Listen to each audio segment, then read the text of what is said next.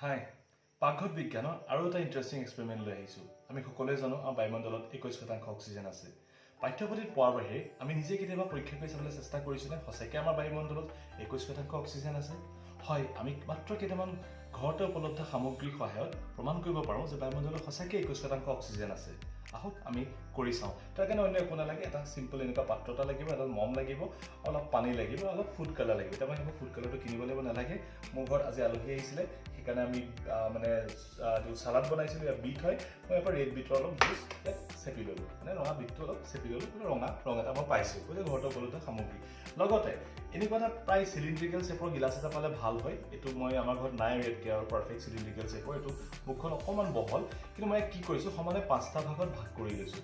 দেখিছে, সমানে 5টা ভাগত ভাগ কৰি লৈছোঁ। এতিয়া কেলৈ কৰিছোঁ, ধৰি লৈছোঁ এই গিলাচটো 100 মিটাৰ দীঘল, গতিকে ইয়াৰ 5টা ভাগত ভাগ কৰিছোঁ, মানে প্ৰত্যেকটো ভাগত ডেফিনেটলি 20 মিটাৰকৈ আছে। গতিকে যদি আমি 100 বুলি ধৰোঁ, ইয়াৰে এটা অংশত 20%কৈ আছে। এই মমডাল যে জ্বলাই ৰাখিছোঁ পানীখিনি, তাৰ পৰা যদি মই গিলাচটো দি দিওঁ, পানীখিনি ওপৰলৈ উঠি আহিব। পানীখিনি সিমানটো পৰ্যায়লৈকে উঠি আহিব লাগিব যিমানটো পৰ্যায়লৈকে ইয়াত থকা অক্সিজেনখিনি দহন হ'ব, কাৰণ বায়ুমণ্ডলীয় চাপে সিমানখিনিলৈকে উঠাব। এইবিলাক আমি পাছত আলোচনা কৰিম। আৰু আমি দি চাওঁ আহক। আৰু এই স্কেলডাল দেখুৱাই দিছোঁ মই, এই স্কেলডালৰ সহায়তে এই জোখটো দি লৈছিলোঁ পাৰফেক্টলি, যাতে 5টা ভাগ হয়। আৰু আগতেই কৈছোঁ বায়ুমণ্ডলত 21% অক্সিজেন থাকে, সেইটো প্ৰমাণ কৰিব লাগে।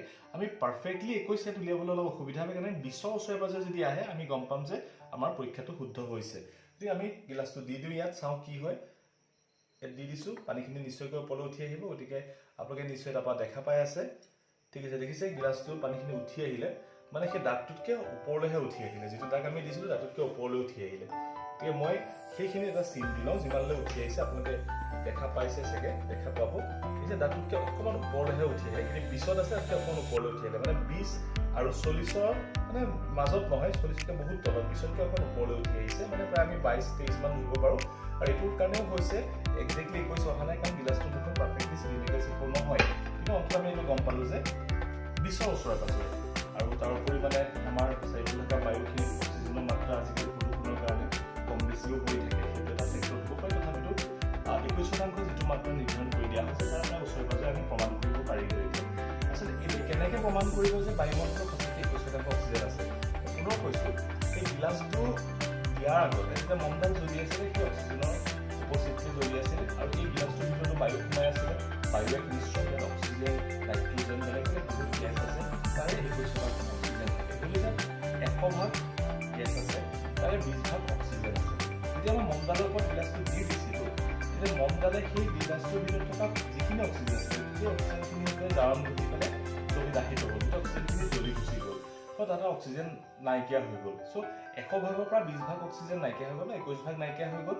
সেই নাইকিয়া হৈ যোৱা যিখিনি অক্সিজেন, মানে যিখিনি বায়ু আছিলে, সেইখিনি পুৰাবৰ কাৰণে বায়ুমণ্ডলীয় চাপে তালৈ কি কৰিলে, পানীখিনি তুলি দিলে। চ' পানীখিনিও সিমানটো লেভেললৈকেহে উঠিলে যিমানখিনি অক্সিজেন ইয়াৰ পৰা মানে দাহিত হৈ নাইকিয়া হৈ গুচি গ'ল। তো ইয়াৰ পৰা প্ৰমাণিত হয় যে আমাৰ বায়ুমণ্ডলত অক্সিজেন আছে। এতিয়া মই হাতৰ মুঠিটো মাৰিলে যিমানখিনি বায়ু আহিব, ধৰি লৈছোঁ ইয়াত মই যিমানখিনি বায়ু মুঠি মাৰি ধৰিছোঁ, সিমানখিনিত 21 ভাগ মানে 21% অক্সিজেনেই থাকিব। এই গিলাচটোৰ ভিতৰতো যিমানখিনি বায়ু আছে, তাৰো 21 ভাগ অক্সিজেনেই থাকিব। মোৰ চাৰিওফালে যিখিনি বায়ু আছে, তাত প্ৰায় 21% অক্সিজেনেই থাকিব। হয়, 21ৰ ওচৰা ওচৰি সংখ্যা এটাই থাকিব পাৰে কেতিয়াবা, কিন্তু 21% ওচৰা ওচৰিয়েই থাকিব। গতিকে এনেকৈ আমি প্ৰমাণ কৰিব পাৰোঁ যে আমাৰ বায়ুমণ্ডলত 21% অক্সিজেন আছে। আপোনালোকে ঘৰতেতো পৰীক্ষা কৰিব পাৰে, আপোনালোকৰ ছাত্ৰ ছাত্ৰী বা আপোনালোকৰ নিজৰ সন্তান সন্ততিক এই পৰীক্ষাটো কৰি দেখুৱাব পাৰে যে বায়ুমণ্ডলত কিমান শতাংশ অক্সিজেন আছে। ধন্যবাদ।